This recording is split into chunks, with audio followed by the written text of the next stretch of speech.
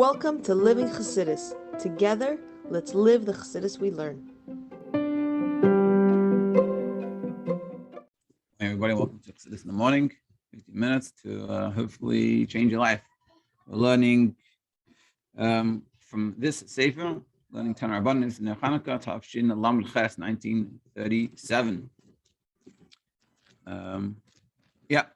So we're in the middle up to Eis Gimel. So basically, we've been talking about till now, we're discussing, I had a few questions about the whole story of Chanukah, why we're commemorating what happened in Mikdash, but we're celebrating differently, 8 instead of 7 lights. Why do we have 8 days? How do we compare it in Gemara?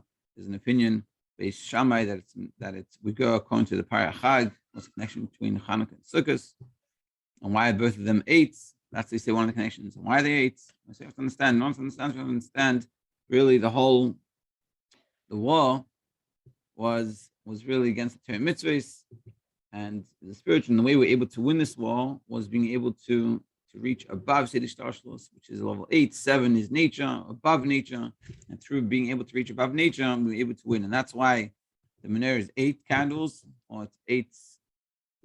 It's 8 instead of 7, like in the Beis Mikdash, and that's also why it's 8 days. Because it's all showing us on this supreme level of godliness. We tap into it. On that level, darkness doesn't darken. They can transform the darkness into light. And like we said before, that in a very simple term, that we all have this jug of oil that no one can touch it, no one can destroy. And with that ability, we can transform all the darkness in our lives into positivity. And so now we're going to discuss it in terms of Avodah in ourselves, but basically, what we're going to discuss today is that the war that the Greeks had was against God. It's funny nowadays. A lot of times, when they talk about Chanukah, people think it's like this, like a universal message of like peace and love and harmony. But really, the message is about God, about connecting to God, and standing up to tyranny from other, from Greeks, so to speak. The Greeks of our generation, the people are against God, and Chanukah is being able to stand strong through that. That's what we're going to see. And that's what we're going to discuss today. And then, so essentially, what we're going to discuss today is there's 3 types of mitzvahs. It's not just a little prophet. 3 types of mitzvahs. There's Eidus, Chuk, Mishpatim. Also, I don't want to forget, this shir is for refuah shleimah to Elka Rochel bas Eliezer, and for Chaim Refael Ben Sarah, Bentzion Ben Sarah, Chaim Baruch Eliezer Ben Raisa Esther, and happy birthday to Menachem Mendel Ben Yosefa Avrahma, and also for shleimah for haRav Shimon Ben Leah. All right, right trick. Should have a clear for shleimah. Okay, so basically, there's 3 types of mitzvahs. There's Eidus, Chukim, Mishpatim. There's mitzvahs that make sense, they're logical, that you don't really need the Torah, so to speak, to tell us. Let's say stealing, killing. You don't need the Torah to tell you that. Then there's Mishpatim, and there's mitzvahs that aren't logical like that, but there's some logic behind it. And then there's Chukim. Then there's mitzvahs that don't make any sense, like Tum and Tara, or Shatnez, Paraduma. And the reason why you do it is because Abraham told us. And that's essentially how they are. And what we're going to discuss is that the Greeks had no problem with mitzvahs that make sense. Their problem was, initially, the problem is the mitzvahs that don't make any sense. Why are you doing it? Because God told you? Oh, it's God, it doesn't make any sense. But then we're going to get to a deeper level that really the complaint wasn't the mitzvahs that it was only connected to Hashem. There was no logic to it. But even the mitzvahs, the logic, because why do we do the mitzvah? Why does the Yid not steal? Because it makes sense.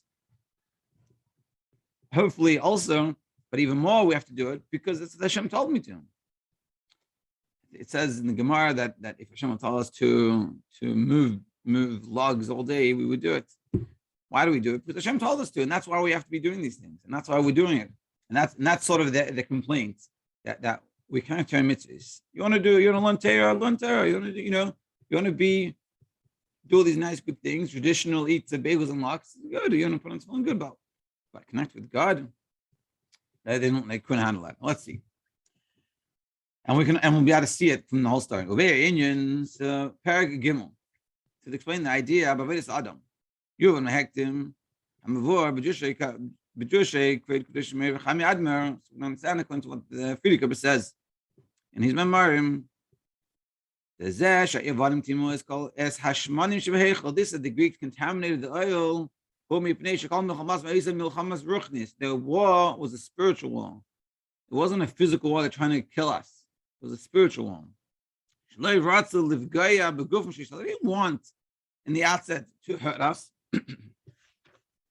Like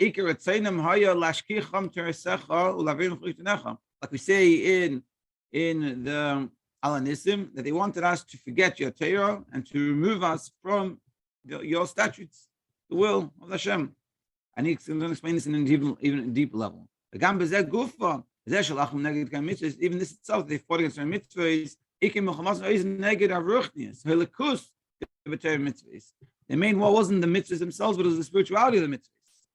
It's Torah. It wasn't that we should forget that just for the Torah, forget that it's your Torah. And he explains, it didn't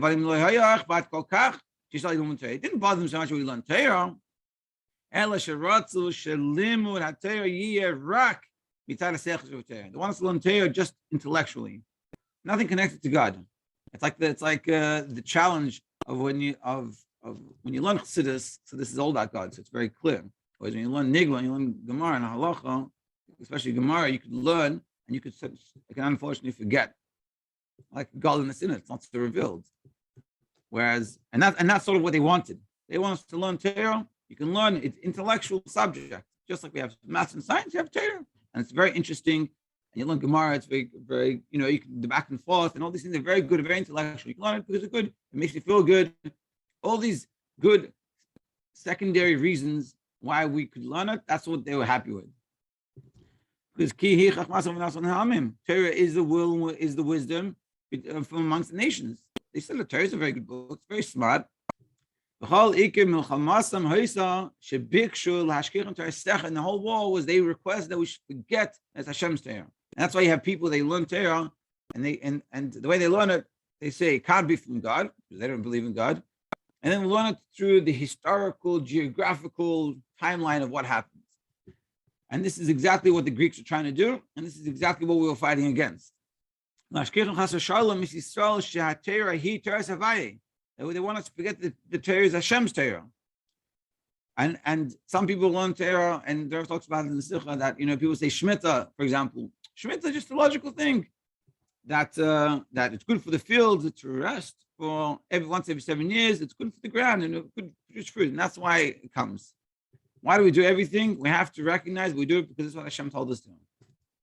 And also, there's like we said, like we learned in Yanish Chassidus, that some mitzvahs, all mitzvahs are chukim, but some of them they brought down to a logic that Hashem gave to us, and we have to understand that. The complaint was the godliness in the mitzvahs. This is the mitzvah, Hashem's will.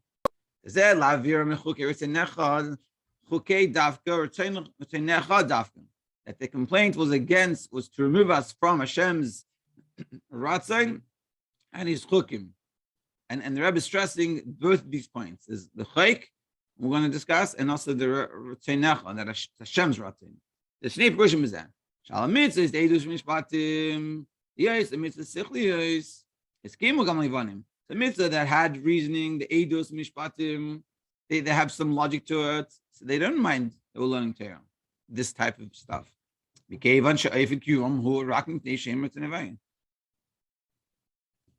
Sorry. The whole war was against the chukim, because the chayk, the mitzvah has no logic to it. So they didn't like that. Because the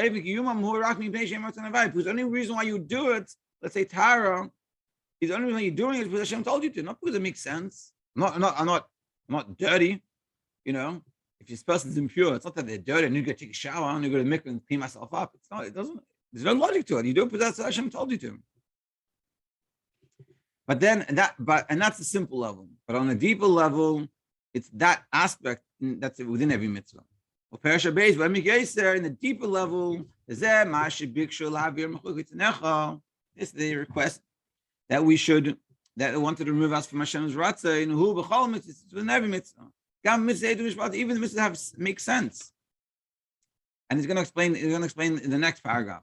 We're going to start now. And the reason why complain is because ultimately, even a mitzvah that has logic, why do we fulfill it? Or why should we be fulfilling it? Because that's what Hashem told us to.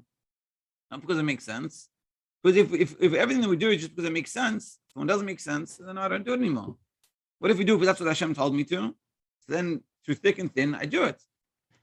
And this is sort of the war. The war was against the Likus Shabbat. And I guess in a simple way of looking at it is asking ourselves, like, it's like the challenge of doing things Hanashim Mulmada, that you do it out of rote. And seemingly doing something out of rote, they wouldn't have such a big deal. Yeah, look, he doesn't even care about God. It's perfectly fine with them. But it's when we do it because God told us to, we're connected to God. And, especially like we learn Chassidus, when we're trying to connect to God and everything's about God, this is the issue. And he's going to explain. Chapter, Perek Daled, page 273 in this book. So this would be understood according to what it's known. That every mitzvah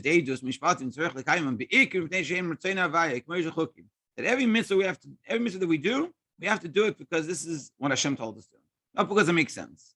Even the mitzvahs that have logic, don't steal. Why do I not steal? Because Hashem told me not to steal. It's like, I remember once I saw a video that there's some show. They put tests in front of people, see how people react, and then they interview them. So they put I think it was a wallet or $50 on the floor or something, and in Brooklyn somewhere, and some kid came, picked it up, and he brought it to the front office. They said, someone lost this or something. So they asked him. So they sort of said, hey, this is it was just a show. I wanted to see how people react, and he reacted very nicely. How'd you do that? And there's a lot of money in there. So he said, what do you mean? It's a mitzvah. It's what Hashem wants you to do. So when I first heard that, I didn't like it. I'm like, well, and if it wasn't a mitzvah, you'd get still. He made it sound like the reason why he didn't take it is because it's a mitzvah. But I realized I was wrong and he was right. And what he was saying was something deep. He was saying, why do I do it? Yeah, it makes sense. I do it because Hashem told me to. And that's how we do everything. And we have to recognize, and this is the ikar thought process of when we do things, I'm doing it because that's what the Eibishter wants me to do. That's what Hashem wants me to do. And this is what the Greeks hated. Do it because it makes sense. Don't be godly. Don't connect to God. Don't have God in your conscious all the time. Leave God out of it. God is old. Now we have science. We don't need God anymore. Leave that alone. Do it. It makes sense. It's good to have tradition. A year to have tradition. It's like I guess I'll end off with this story, and we'll continue this the next week. But my a family member of mine lives in Israel, and they went, not religious, they went for Chanukah to a kibbutz. Her mother-in-law making a Chanukah party, Friday night. So she comes, and she's not religious at all, and they have the Chanukah party. It's already Shabbos. So they do this whole thing to light the menorah. They get everyone to light, take turns. Everyone lights one of the candles. So this lady, her mother-in-law, she goes and gets the opportunity to light one of the candles. And then when she comes back, so this non-from lady, her daughter-in-law, she goes, Savta, I don't understand. You didn't say a bracha. So she's like, bracha? A bracha to who? We don't believe. And I found this thing so interesting, so funny, because first of all, it's Shabbos, so you're not allowed to light. Second of all, they didn't make a bracha, but they don't believe. If you don't believe, then why are you celebrating? What's the whole celebration of Chanukah? And this is the Vart. The whole celebration of Chanukah is God. Is that God's involved. It's all about God. And this is the whole war of Chanukah. It wasn't they didn't like the Jews being there in Israel. They don't like Jews in Israel. It was the war. It was a spiritual war. It was a spiritual war. They didn't like the fact that we turn mitzvahs. And yeah, even though, look, in the end, there was a war, but it began by them telling us not to do turn mitzvahs. They didn't want the elikus shabbat. And this is sort of the war we're battling. We want to bring godliness into our lives, into the world around us. And now that's not a God is not a nice word anymore these days, and we have to bring it back. We have to make it nice, and also within ourselves recognize when we do Torah mitzvahs, how are we doing it? Are we doing it with God centric? Is it with God in mind or not?